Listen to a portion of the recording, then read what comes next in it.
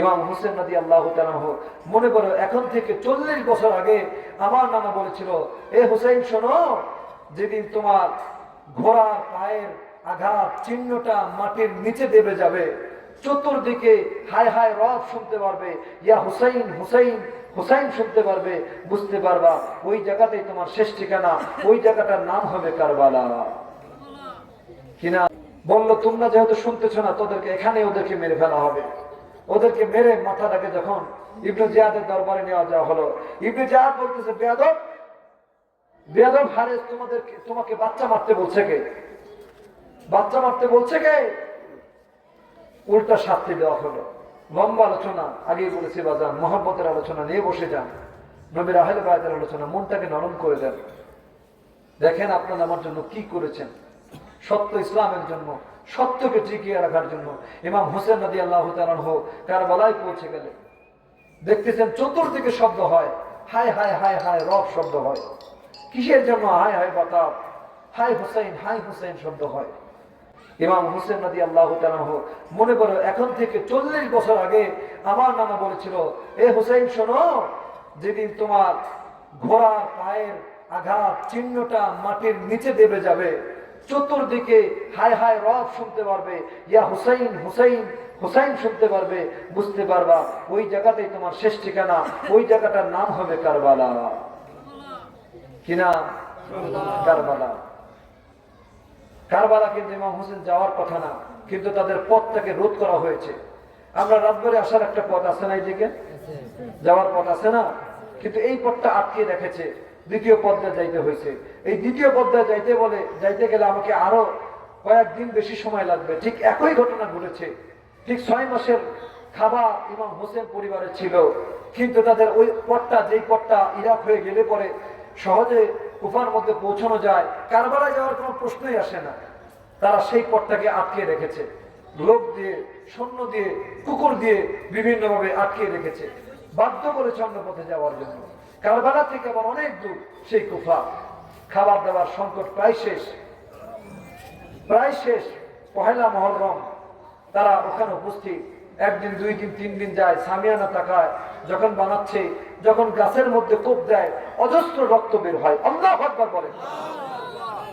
হায় হায় হায়, নবীর আহলে বায়তের শাহাদাত গাছ টের পায়, সবাই টের পায়, মানুষও বুঝে না, মানুষ তারা বুঝে না। হায় হায় হায়, এত বছর পরে আইসা বলতেছে, ইয়াজিদ বড় ভালো মানুষ ছিল, 100 রাকাত নফল নামাজ পড়ছে। জোরে কর নাউজুবিল্লাহ। সারা জীবন দল থাকে 2টা, একটা ভালো আর নয়তো মন্দ। কথা বলে ঠিক না বেঠি? 2 দল ভালো হয় না, 2 দল খারাপ হয় না, হয় একটা ভালো, নয় একটা কথা বলে ঠিক না বেঠি? 9 দিন 9 রাত, শুধু রাত হয় না, শুধু দিন হয় না, হয় রাত 9 দিন, নয় ভালো নয় খারাপ। এই 2টা মিশ্রশীল দুনিয়া। ভালোর সাথে সারা জীবন খারাপ জিতেই যাবে, সমসময় দেখা যাবে কষ্ট হচ্ছে, কিন্তু সত্য কোনোদিন মিথ্যার কাছে পরাজিত হবে না। আমার বাবাজিরা গভীরভাবে খেয়াল করে, এবার ইমাম হোসেন রাদিয়াল্লাহু তাআলা খানা দানা শেষ, পানি শেষ, খেজুর শেষ, সবকিছু শেষ হয়ে গেল। বলে, শোনো রে, আমি আমার নানার কাছে শুনেছি, আমার আব্বা জানের কাছেও শুনেছি, কারবালার এই পাশটায় একটা নদী রয়েছে, যেটাকে ফোরাত নদী বলা হয়।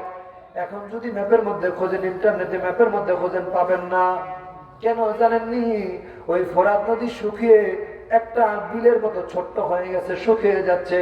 আমার নবী রাহমাতুল লিল আলামিন বলেন, উম্মতেরা শুনে নাও, কিয়ামতের ময়দানে কিয়ামতের বড় একটা লক্ষণ হবে, ফোরাত নদী শুকিয়ে যাবে। ফোরাত নদী শুকিয়ে স্বর্ণতে পরিণত হয়ে যাবে, ওই পাথরগুলা স্বর্ণ হবে, ওই পানির সমস্ত মাটিগুলা স্বর্ণ হবে। উম্মতেরা শুনে নাও, শুনে নাও, শুনে নাও, খবরদার খবরদার, ওখানে যত স্বর্ণ থাকুক না কেন, তোমরা ওই স্বর্ণের এক টুকরা মাটিও হাতে নিবা না। জোরে বলেন না আল্লাহু আকবার। আগেই ভবিষ্যৎ করেছে। এখন গবেষণা করে সায়েন্টিফিক বিজ্ঞানীরা, খ্রিস্টানেরা দেখতেছে যে ফোরাত নদীর পানি যেখানে যেখানে শুকিয়ে যাচ্ছে, সেখানে সেখানে স্বর্ণ হয়ে যাচ্ছে। আল্লাহু আকবার বলবেন না? আমরা চিনি না, আমরা বুঝি না, শুকিয়ে যাচ্ছে। ফোরাত নদী আস্তে আস্তে বিলুপ্ত হয়ে যাচ্ছে। যখন বিলুপ্ত হয়ে যাবে বুঝতে পারবেন সময় আর নাই। ঘন ঘন ভূমিকম্প হচ্ছে, কিয়ামতের বড় লক্ষণ। মানুষ মানুষকে খুন করতে দ্বিধাবোধ করতেছে না, কিয়ামতের বড় লক্ষণ। মা বাবাকে সন্তানরা সম্মান দেয় না, ইজ্জত দেয় না, আমার ভাইয়ারা বৃদ্ধাশ্রমে ফেলে দেয়, কিয়ামতের বড় লক্ষণ। মহিলারা তারা থাকার কথা ঘরের মধ্যে, পর্দার মধ্যে, কিন্তু কিয়ামতের বড় সবচেয়ে বড় লক্ষণ হলো তারা পুরুষদেরকে অ্যাট্রাক্ট করবে, ডাকবে, আসো আমার সাথে লাইন করো, আমার দিকে আকৃষ্টিত হও, আমাকে ভালোবাসো, আমার কাছে আসো। বলেন কথা এখন সত্য না মিথ্যা? এখন কি পুরুষ মানুষ দৌড়ায় না মেয়েরাই পিছনে দৌড়ায়? কিয়ামতের বড় লক্ষণ হলো পুরুষ মানুষ এমন একটা অবস্থায় চলে যাবে, মেয়েরা জোর করতে করতে করতে করতে পুরুষরা ফালায়া গাছের আগায় উঠবে। আর একটু কথা না বলি, গাছের আগায় উঠবে, ওখান থেকে তারা পেশাবের মাধ্যমে মহিলারা, আমার ভাইরা অন্তঃসত্ত্বা হবে। এমন সময় চলে আসে পুরুষরা প্রেম করবে না, পুরুষরা ভালোবাসবে না, মেয়েরা কয় বাসবি, বাসবি না তো বাসবে না কেন? এরকম সমাজ শুরু হয়ে গেছে না বাজার? হয় কি আলাদা কেউ না কেন? বেড়া ভালোবাসবে না, বেড়া খালি বারবার নক করে, হায় হায় হায়। এই সময় শুরু, এখন এই সময় শুরু। একটা ভালো ছেলে, সে চাচ্ছে ভালো লাইফটাকে সেটেল করার জন্য, কিন্তু মেয়েরা চতুর্দিক থেকে তাকে অ্যাট্রাক্ট করতেছে যে তুমি আমার দিকে আসো। শয়তান তাকে প্রবল দিচ্ছে। এটা কিয়ামতের বড় লক্ষণ। প্রেম করি আমার, এই জন্য সময়টা খুব খারাপ। সময় যদি সুযোগ থাকে, যদি কামাই করেন বিয়ে করে ফেলা, শুধু সুযোগ থাকে বিয়ে করে ফেলা, নিজের ইজ্জতকে হেফাজত করেন। তা না হলে ইজ্জতকে টিকায় রাখা এই জামানায় বড় কষ্ট। কথা বলেন ঠিক না বেঠিক? আল্লাহ রাসূল বলেছেন বয়স হওয়ার সঙ্গে সঙ্গে, সামর্থ্যবান হওয়ার সঙ্গে সঙ্গে বিবাহ করে নাও। যদি সামর্থ্য না হয় রোজা রাখো, রোজা রাখো। আগেকার ছেলেপেলেরা, আমরা যারা আছি, আমরা যারা যুবক বয়সে দেখেছি মুরব্বী বাবারা রাস্তায় গেলে সালাম দিয়েছি, আসসালামু আলাইকুম দাদা, আসসালামু আলাইকুম আব্বাজান বা কাকা। কাকার বয়সীকে মুরব্বী বাবা বলছি, কেউ ঠিক না বেঠিক? আমি আপনাদেরকে বাবা বলতেছি না? আবার যুবক ভাইরা বলতেছি, মোহাম্মদের সহিত মানুষ ডাক দিয়েছে। আর এখন যখন রাস্তা দিয়ে যায়, মুরব্বীরা সালাম দিলে মোবাইলের দিকে তাকায় হাঁটে, কেউ ঠিক না বেঠিক? তারা তাকাই না যে একটা মুরব্বী সালাম দিয়েছে, ওই খেয়ালটা করে না। তারা সালাম দিবে কোত্থেকে নিয়ে? শিখবে তো শিখবে কি? শিখবে শুধু মোবাইল টিপা টিপি। এই অধপতন